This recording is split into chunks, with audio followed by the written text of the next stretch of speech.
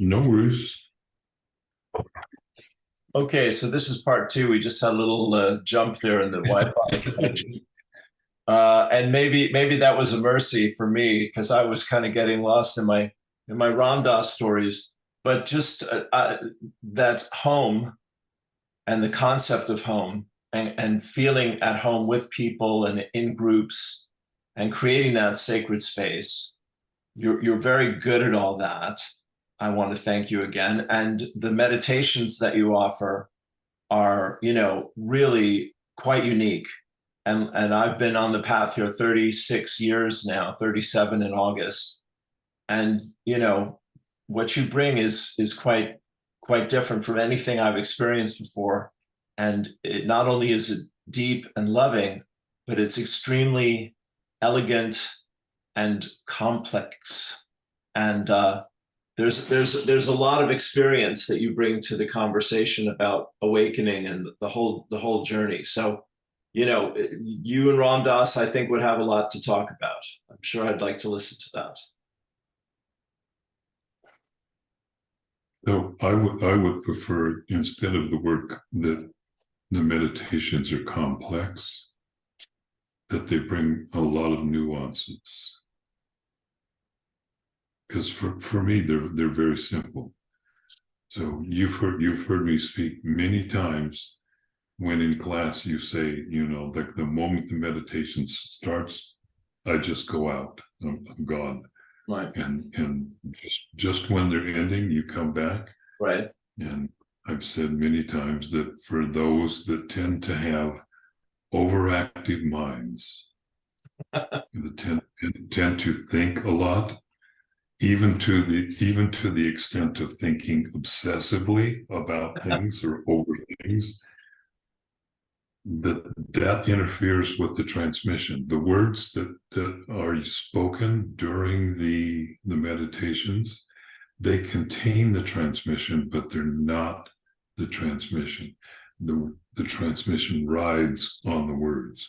Beautiful. So the words help everybody's mind relax and just kind of go into start to go into a stillness and a peacefulness, which is always there anyway.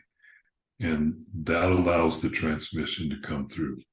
And if you have a really overactive thinking mind, which you do, your brain just gets taken offline so that your body can receive the entirety, the fullness of the transmission.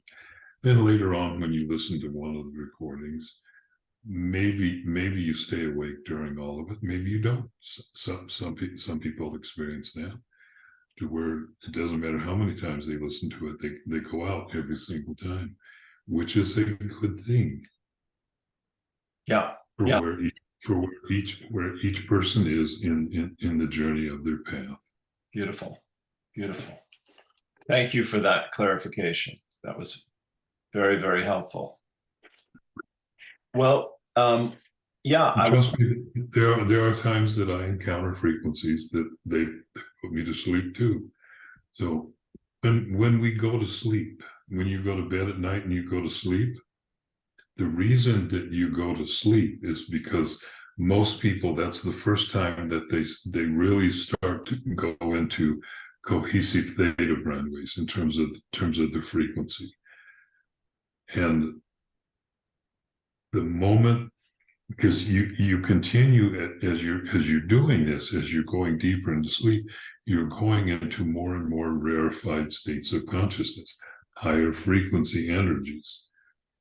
At the point to where you no longer can maintain your awareness, your conscious awakened awareness, that's when you fall asleep. So some people go to sleep, they get in bed and they fall asleep right away. And others, it might take hours before they finally go to sleep. sure. Sure. And some don't sleep. Some hardly sleep at all. Right. Well, I think you've said you're dreaming quite a lot. You're doing a lot of work in the dream state.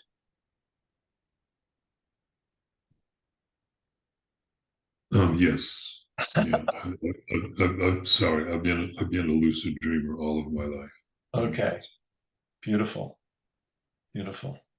Well, I thank you for your time, my friend, and for all your kindness and all your generosity. I want to recommend David to all of you. The next Freedom from the Known class is July the 8th, I believe. And Yes. and David has a great offer of half price for one-to-one sessions between now and the solstice, which is about 9 or 10 days out.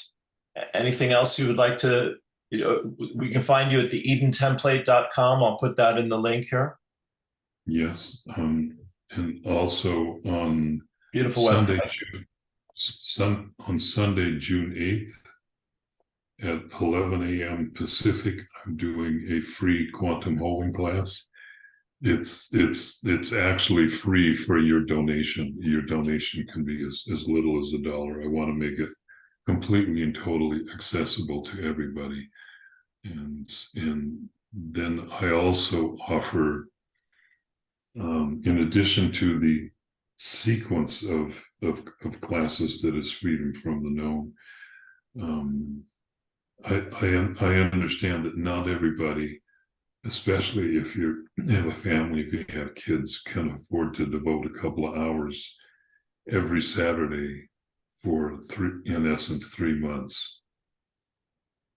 So I've been offering the classes one a month, one class a month, and there's another one coming up on June 25th, which is merging opposites in the primal or the original cell. And you can find more information about that on my website. You can also follow me on Facebook. You can also sign up for to our mailing list, and it's still in my mailing list. It's still in process. And Great. let, let me just say what a pleasure it has been to be here with all of you today, and especially to be here with you, Lou. I treasure your friendship, and it's such a blessing to be here with you. Thank you, David. Likewise. So you said June 8th. I think you mean June 18th is the holding one. June 18th. Yes, I'm Right. sorry. No, that's fine. Great. And are you now? You have a lot going on. You've been talking in class. You're going to be offering the meditations for sale individually. You're still working toward that. Yes, Okay.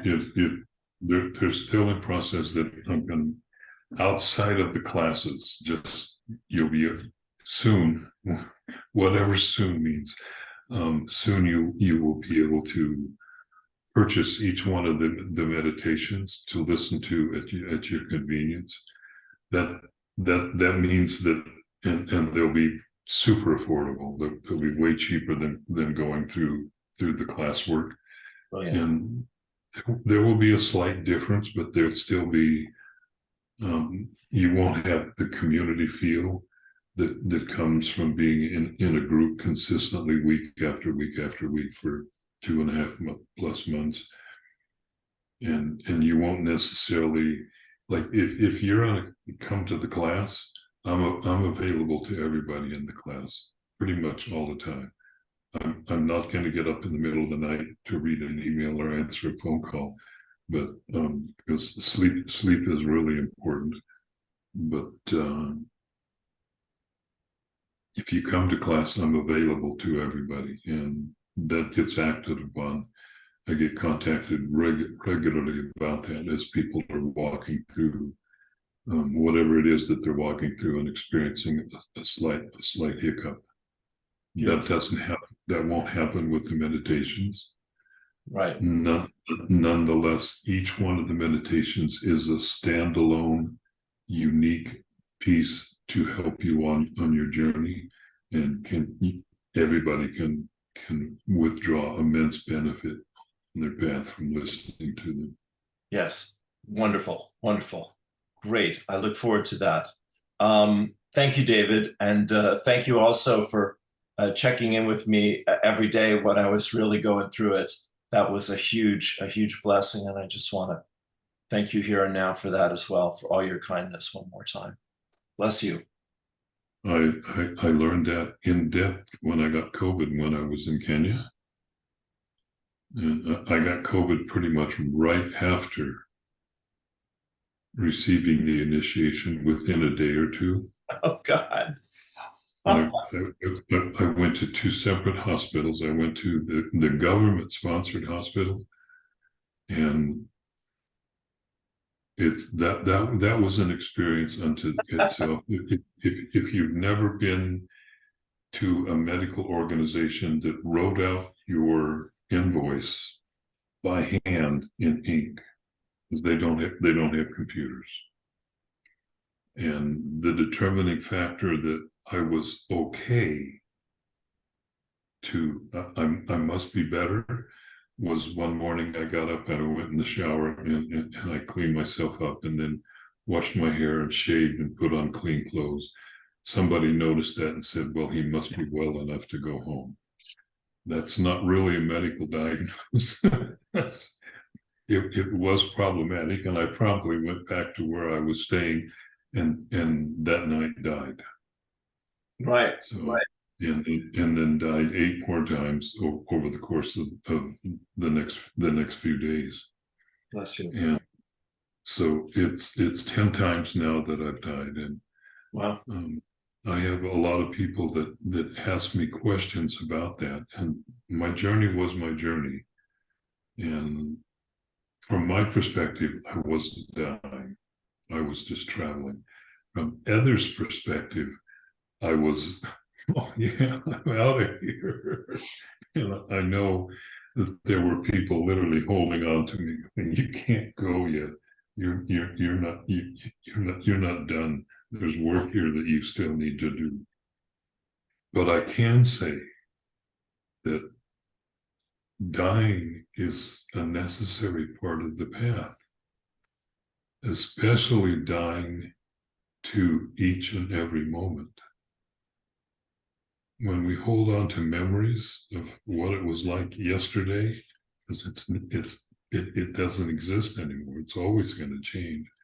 If you have the most beautiful, blissful experience in meditation, and then the next day you try and go back into it and recreate that to get back to that space, no, it doesn't work that way. It's always in this moment, and learning how to surrender to the moment means dying to the previous one. And if you've had a near-death experience, depending upon who you are, there's never a unified theory that works perfectly for every person. That would be too bizarre. But depending upon who you are, how much work you've done on yourself, and what your current state of belief systems are. I personally don't believe in anything. It's just this moment. And anything that I believe puts a limiter onto this moment. It puts a condition upon it. So depending upon all of those factors, when we die, we come back. When we come back, depending upon how much we are able to let go of, how much we're able to surrender. And your breath is something that you can use to facilitate that, because every time you exhale, even if it's completely unconscious and automatic, every time you exhale your breath, you are surrendering something. You're letting go. So depending upon how much you can let go, how much you can surrender, as that leaves, then it creates this new space within inside of it. And that new space is always filled with spirit. New neural pathways or dormant neural pathways begin to come online and open up. Your ability to perceive deeper into creation, into the totality of who you are, into remembering who you are, that opens up and increases.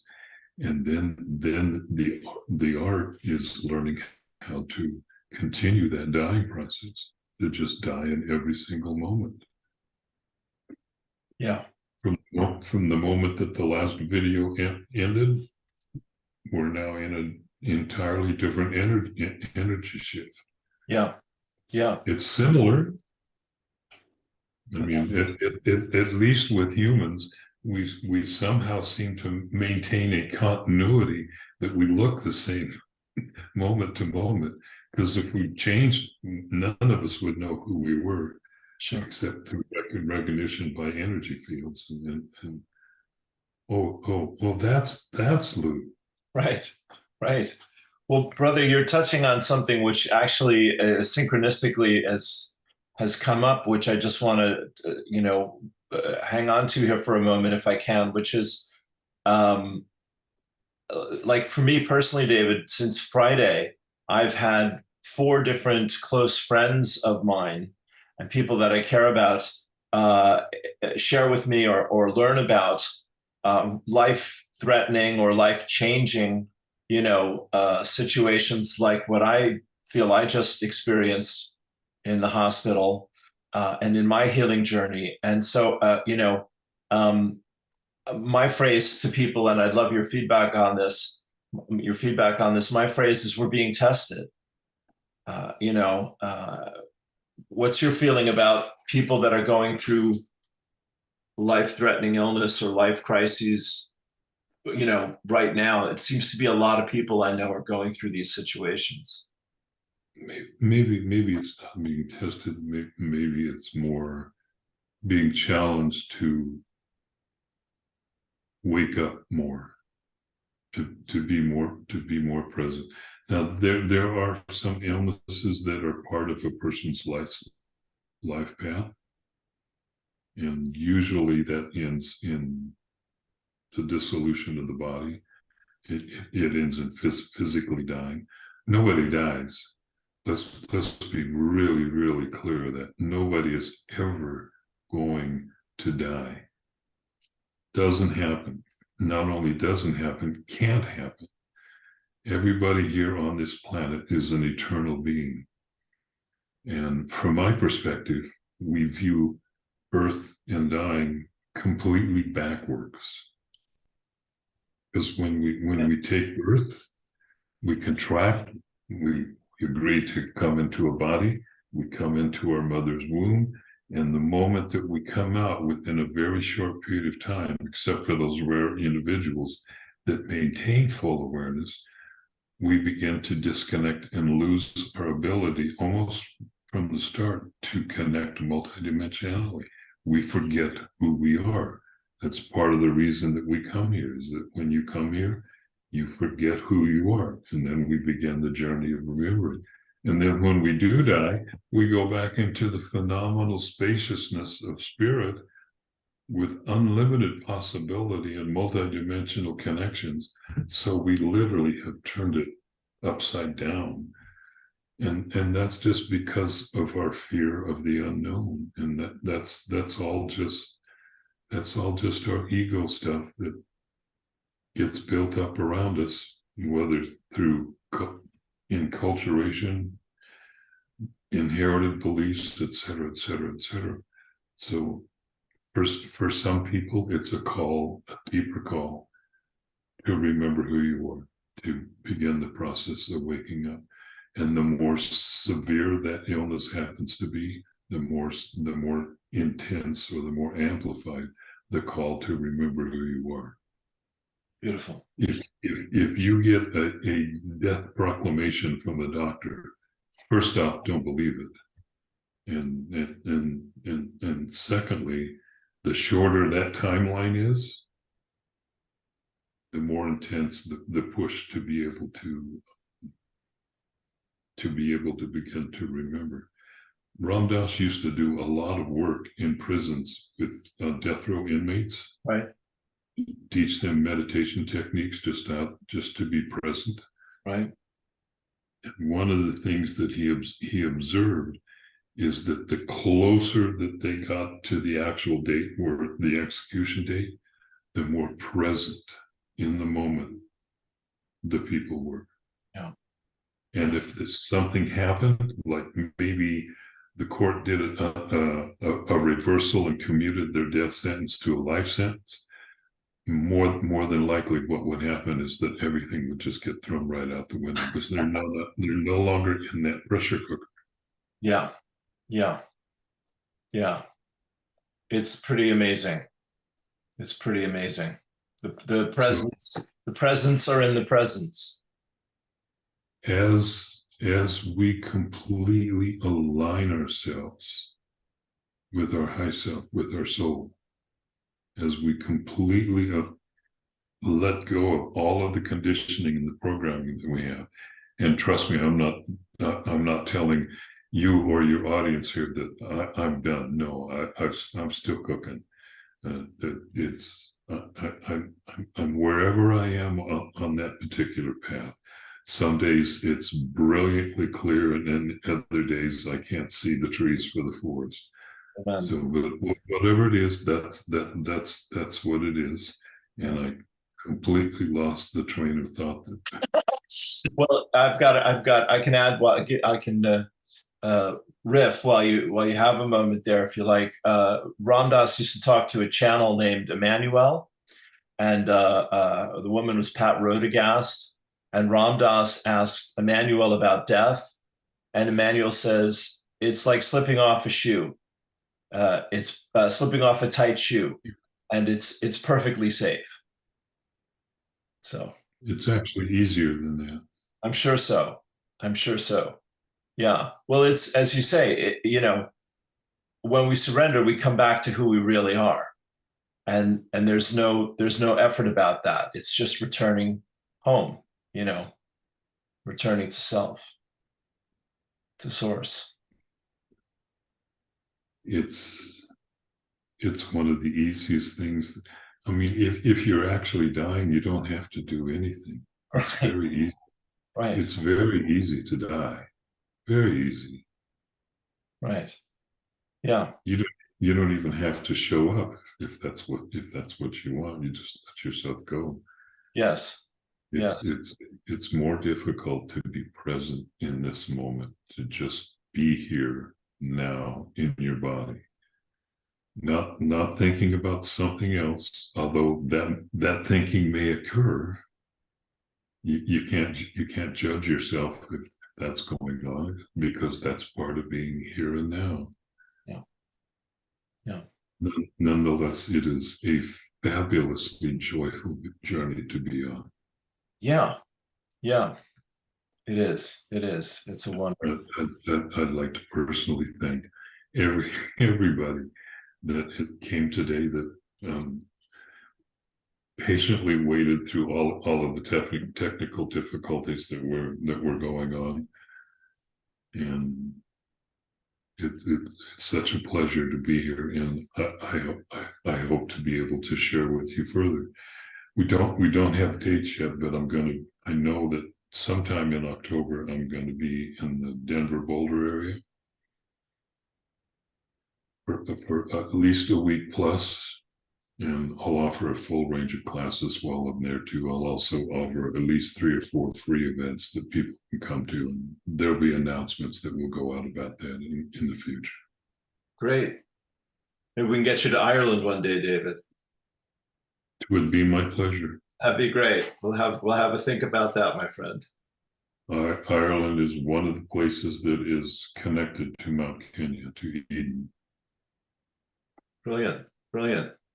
Almost everybody in Ireland has a firm faith in the fact that the Fae are real. It's not a belief. Yeah. They know it's real. Yeah. That's why I'm here. My kind of people. Yeah. Go to a big city and do walk-up interviews with people, asking them if they know the Fae are real. Not believe, but know. You won't get a lot of real positive responses. This is why I live in the country. Mm-hmm. Yeah. Yeah. Brilliant. Well, we could talk. Let's leave it there for the moment, David. Brilliant, brilliant session. Thank you, my friend. Thank you, Lou. You're welcome. You're welcome. Have a wonderful day. Apparently my voice is doing the same thing as yours. I think we're there. I think we've delivered in full. Thank you for your time. I love you. I'll see you in class, and I recommend David to everyone. Check him out. Peace and blessings. Thank you, love. You're welcome. Thank you, everybody. Have a fabulous day. Bye-bye. Bye for now.